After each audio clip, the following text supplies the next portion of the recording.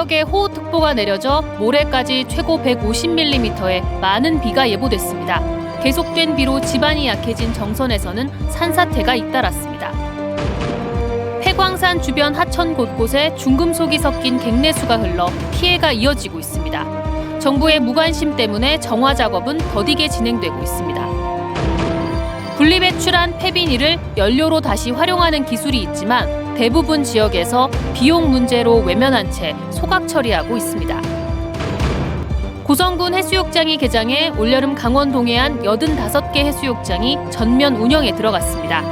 해변을 반려동물처럼 보살피는 반려해변 입양이 눈길을 끌고 있습니다. 안녕하십니까. 뉴스데스크 강원입니다. 태백 정선 영월과 강원 남부 산지에 호우주의보가 내려졌습니다.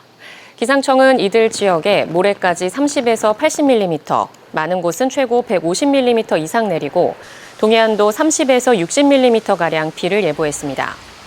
호우특보가 내려진 남부 지역은 시간당 20에서 40mm의 강한 비가 내리고 지역별 차이가 클 것으로 보여 하천이나 계곡 범람, 농경지 침수와 산사태 등 비 피해에 주의가 필요합니다.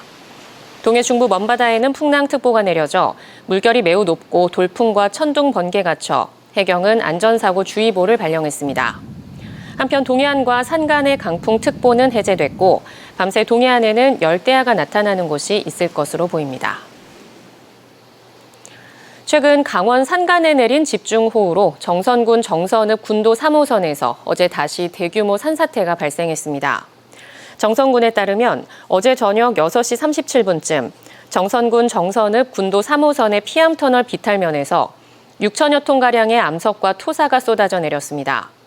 이 구간은 지난 6일과 7일, 9일에도 암석과 토사가 쏟아져 내려 차량 통행이 전면 통제되면서 다행히 피해는 발생하지 않았습니다. 그러나 산사태 규모가 너무 크고 넓어 복구에 어려움이 있는 데다 인근 주민들이 길게는 수개월가량 통행에 불편을 겪을 것으로 보여 정선군은 정부의 긴급 지원을 바라고 있습니다. 오랫동안 운영됐던 광산이 문을 닫으면 땅속에 남아있던 광물들이 물에 녹아 밖으로 흘러나오게 됩니다. 폐광과 동시에 오염된 갱내수가 하천으로 흘러드는 걸 방지하는 사업이 추진되는데 예산 반영은 늦고 환경 피해와 주민 불편은 커지고 있습니다. 김영호 기자가 보도합니다. 정선에서 태백으로 진입하는 관문인 태백시 삼수동의 도로변입니다. 옹벽 가림막 아래쪽으로 도랑처럼 물이 흐르고 도로 바닥은 온통 시뻘겋습니다. 이렇게 붉은색으로 변하는 이유는 물속에 철 성분의 중금속이 많이 녹아있기 때문인데 시간이 지나면서 이렇게 바닥에 가라앉게 됩니다. 이 물들은 주변 4개 폐광산에서 흘러나오고 있는데 하천 바닥까지 붉은 페인트를 칠해놓은 듯 변해버렸습니다. 수십 년 동안 수질 정화 시설을 요구했지만 최근에야 250여억 원의 예산이 수립돼 갱내수 처리 시설이 추진됩니다. 정부에서 막대한 예산을 투입해서 정화 시설을 하여야 함에도 불구하고 예산은 자꾸 줄어들고 정부는 무관심 속에 폐갱내수가 계속 흐르고 있습니다. 안타까운 실정입니다. 깊은 산속에 폐광산이 남아있는 곳들은 아무런 대책도 없이 중금속 유출수가 흘러내려가고 있습니다. 30여 년 전 문을 닫은 태백 함태탄광의 폐갱구에서 흘러나오는 물입니다. 바닥이 이렇게 하얀색으로 변한 이유는 물에 알루미늄 성분이 많이 녹아있기 때문입니다. 갱내수 유출 지점부터 100여 미터까지 특히 하얀색 침전물이 많은데 아랫부분으로 가면 아무렇지 않게 보여 하천물이 중금속에 오염된 걸 모르고 사람들이 들어갔다가는 건강에 문제가 생길 수도 있습니다. 주택과 가까운 다른 골짜기에도 이런 백화 현상이 수십 년째 발생하고 있지만 수질 정화 시설은 하류 쪽에 만들어져 주민들에게는 큰 도움이 되지 않습니다. 요 밑에 보면 민박촌이잖아요. 등산객들도 오시고 하는데 보면은 다 미간을 찌푸리지 않습니까? 아니, 중금속 같은 게 있는데 그게 어디 뭐 좋겠습니까? 광해 방지 사업으로 관리해야 하는 폐광산은 전국적으로 연간 200여 곳에 달합니다. 광해광업공단 측은 관련 예산 부족으로 사업이 속도를 내지 못하고 있다고 말합니다. 기본 계획 대비 예산이 코로나나 이런 것 때문에 심할 경우에는 50%대밖에 닿지를 못했었어요. 최근 이념적으로 저희가 당초에 계획했던 것보다는 사업이 조금 지연되고 있는 건 사실입니다. 폐광산이 밀집한 태백과 정선 지역은 낙동강과 한강의 상류에 위치해 있는 만큼 폐갱내수의 수질 개선은 환경뿐만 아니라 전 국민의 식수 공급에도 중요한 부분이라 관심이 필요합니다. MBC 뉴스 김용호입니다. 주민들이 애써 분리해버린 폐비닐이 재활용은커녕 그대로 소각된다는 현실을 어제 전해드렸는데요. 하지만 행정기관이 미래를 내다보고 적극적으로 관련 기업을 지원하면 폐비닐도 소중한 자원으로 탈바꿈할 수 있습니다. 이승영 기자입니다. 홍천군 생활폐기물 압축장. 폐비닐이 폐플라스틱과 함께 압축기로 들어갑니다. 곧이어 열분해 시설에서 연료로 재활용될 비닐과 플라스틱 덩어리가 나옵니다. 이렇게 한데 모인 폐플라스틱과 비닐은 인근의 열분해 시설로 옮겨집니다. 홍천군도 지난해까지는 비닐을 소각해왔습니다. 재활용 가치가 떨어졌기 때문입니다. 하지만 소각 대상 생활 폐기물 가운데 비닐류가 30%에 달하면서 재활용 필요성이 커졌고 올해부터 공동주택을 중심으로 비닐을 따로 수거하기 시작했습니다. 6개월간 성과와 미흡한 부분을 보완하여 점차 확대할 계획입니다. 그에 맞춰 지역 열분해 시설 업체도 처리 용량을 기존의 2배로 키우고 있습니다. 말 그대로 자원순환이 되면서 탄소가 중립이 되는 그런 기대를 이렇게 볼 수 있습니다. 네. 그런데 강원도에서 이렇게 비닐을 연료로 재활용하는 곳은 홍천과 고성, 원주와 동해, 삼척까지 5곳뿐입니다. 소각 대신 위탁업체를 통해 비닐을 처리하는 강릉과 양구를 제외하면 나머지 11개 지구는 가장 값싼 방법인 소각으로 비닐을 처리하고 있습니다. 각 가정에서 비닐을 애써 분리해버려도 재활용은 기대할 수 없는 이유입니다. 바로 소각하는 것보다는 어떤 식으로든지 재활용 경로로 들어가도록 좀 같이 이렇게 적극 행정을 펼치는 게 중요하다고 생각해요. 지난 2021년 각 시군에서 분리배출된 비닐류 생활 폐기물은 강릉이 2,400톤, 원주가 1,800톤에 달했습니다.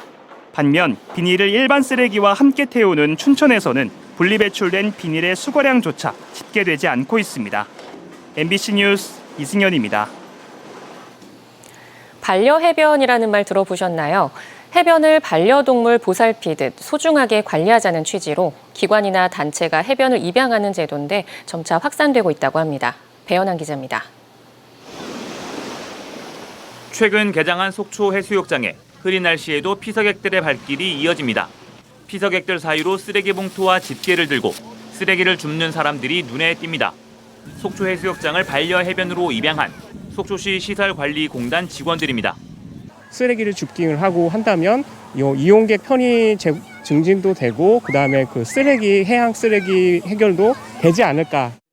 전체 백사장 1.3km 구석구석을 다니며 해변 쓰레기를 줍는 플로깅도 펼치고 시설물도 점검하는 등 해양 환경 보존 활동을 벌입니다.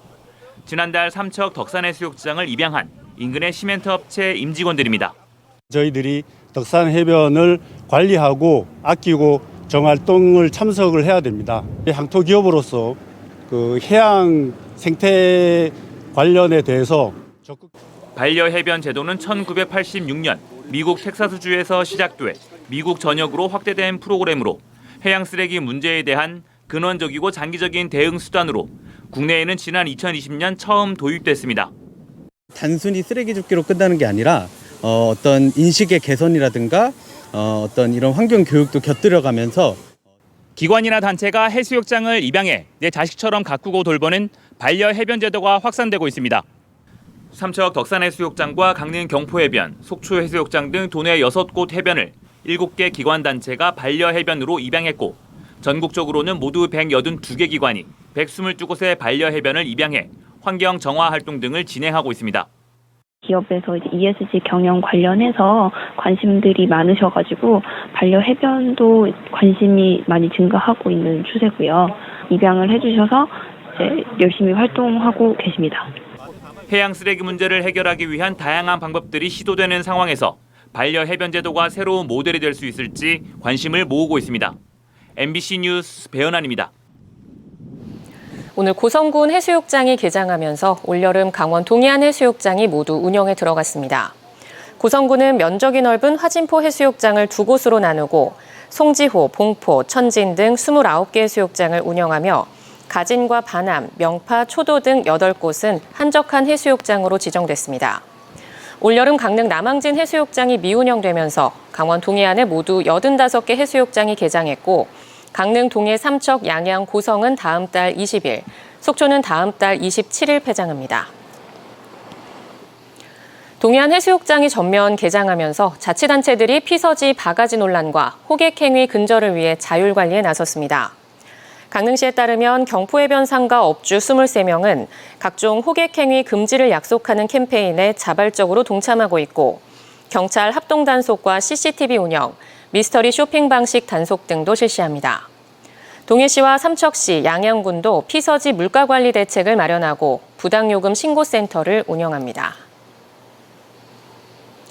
태백 지역의 고등학교 2곳이 강원도형 마이스터고에 선정돼 내년부터 순차적으로 개교합니다. 강원특별자치도교육청의 제1기 강원도형 마이스터고 추진 계획에 따라 내년에는 태백 기계공고가 한국항공고로, 2025년에는 황지정보산업고가 태백 세무금융고로, 철원 국방과학고와 인제산림과학고 등 4개 학교가 문을 열 예정입니다. 강원도형 마이스터고는 학년당 3학급 144명 규모며 태백 한국항공고는 항공기 기체와 엔진 분야 정비 인력, 사무금융고는 세무공무원과 금융기관, 부동산 공인중개사로 일할 인재를 양성합니다. 강릉시가 고물가 등으로 어려운 소상공인을 돕기 위해 세무서비스 수수료를 지원합니다. 강릉시의 사업장을 둔 연매출 3억 원 이하 소상공인 업체 5천 곳을 선착순 접수해 올해 1월 1일 이후 발생한 부가가치세나 종합소득세 신고 대행 수수료 등을 최대 10만 원까지 지원합니다. 희망 소상공인은 오는 17일부터 강릉시 통합 예약 시스템에서 선착순 접수하면 됩니다. 여름 휴가철을 맞아 동해 무릉 변류천지 운영 시간이 연장됩니다. 강원뉴스 마칩니다. 시청해주신 여러분 고맙습니다.